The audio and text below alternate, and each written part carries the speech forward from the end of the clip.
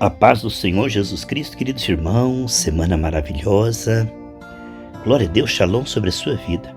Estou aqui com a minha Bíblia aberta em 1 Samuel 17, versículo 38. Amados irmãos, características de um super vencedor. Olha só, diz assim, coisa tremenda, meus irmãos. 1 Samuel, capítulo 17, pega aí a tua Bíblia, tá bom? Versículo 37. O Senhor me livrou das garras do leão e das do urso. Ele me livrará das mãos deste filisteu. Então disse Saul a Davi: vai-te, e o Senhor seja contigo. Amados irmãos, queridos, preciosos irmãos, como é bom estar meditando na coisa certa, né? Só Deus para nos dar lucidez. Desde a queda, o homem tem fortalezas mentais que o fazem imaginar o pior, esperar o pior. Isso é muito importante para as trevas, essas fortalezas. Por isso, quando renovamos a nossa mente pela palavra, as fortalezas caem. Conhecereis a verdade vos libertará. Desde a queda, o homem é escravo da frequência do medo.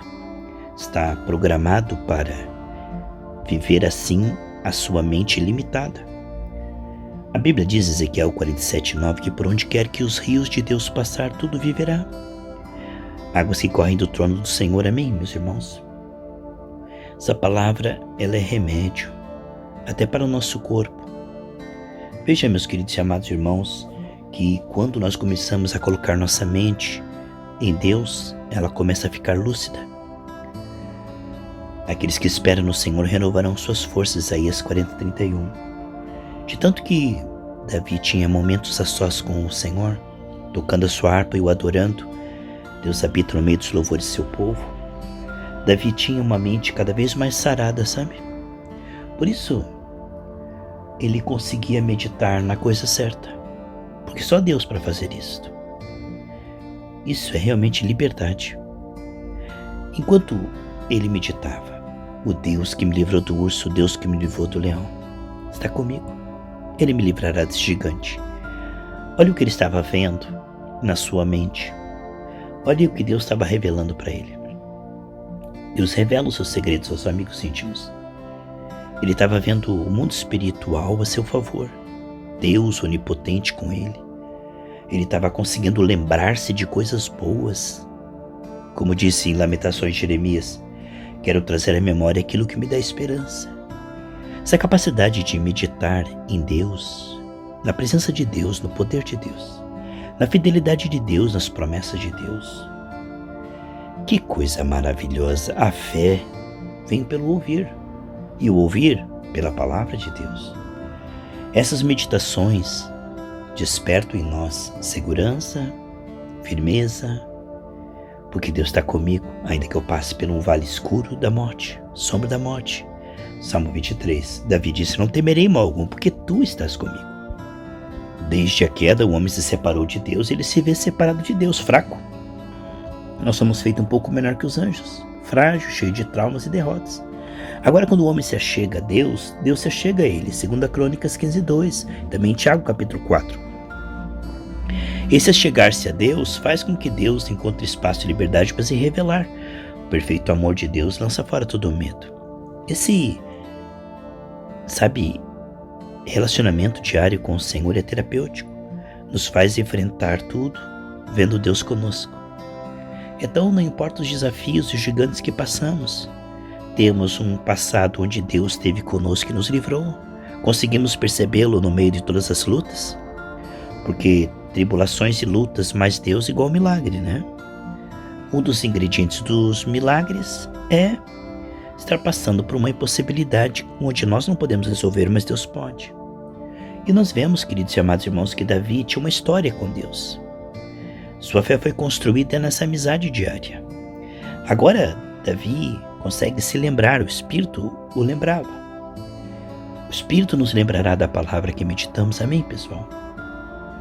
Fazendo com que Davi tivesse esperança, uma outra ótica. Não a ótica do medo, mas a ótica da fé, porque ele percebia Deus com ele. A Bíblia diz em 2 Crônicas 16:9 que os olhos do Senhor passam por toda a terra procurando uma pessoa que o coração esteja inteiro nele, para se mostrar forte com esta pessoa. Em Isaías 26:3 diz que Deus conservará em perfeita paz aquele cuja mente está no Senhor. Por isso o Senhor diz em Provérbios 23:26, dá-me, filho meu, teu coração. Esta comunhão com o Senhor, profunda, sincera, diária, ela é uma comunhão vital. Quem quer vir após mim, negue-se a cada dia. Tome sua cruz, siga-me. Isto é tremendo porque o Senhor nos fortalece para o bem, Jeremias 15:11, e nos faz ver que nada é maior do que Deus em nós. Moisés estava com medo, mas quando ele viu Deus com ele, então Moisés pôde ir diante de Faraó. Assim Davi só pôde ir diante de Golias porque ele percebeu o Senhor com ele. O Deus que me livrou do urso, o Deus que me livrou do leão está comigo. Se nós percebemos Deus em nossa vida, em nossa voz, em nossos atos proféticos, não seremos infrutíferos. Seremos muito produtivos. Jesus disse, se você permanecer em mim, você vai dar muito fruto. Por quê? Nós começamos a nos tornar ousados e também olhar as pessoas com o olhar de Deus nos tornará compassivos, onde nos importaremos com as mazelas, com os efeitos da queda. O Espírito do Senhor Deus me ungiu para curar, para libertar, para consolar. Então nós nos envolveremos com fé para ajudar pessoas também. Aqui no caso, Davi se envolveu por amor à nação e primeiramente por amor a Deus. Está afrontando os exércitos de Deus, afrontando Deus vivo. Ele livrou toda a nação através da comunhão dele com Deus. Uma comunhão com Deus ela é frutífera porque, como nós sabemos, Davi aqui era uma exceção. A regra, em terra de cego, quem tem olho é rei, era que as pessoas tinham medo do gigante e fugiam. Davi aqui foi o único que teve comunhão com Deus e não era religioso para ver Deus com ele. Sabe, a religião não vê Deus conosco, então tenta aplacar a consciência com sacrifícios para tentar tornar Deus favorável.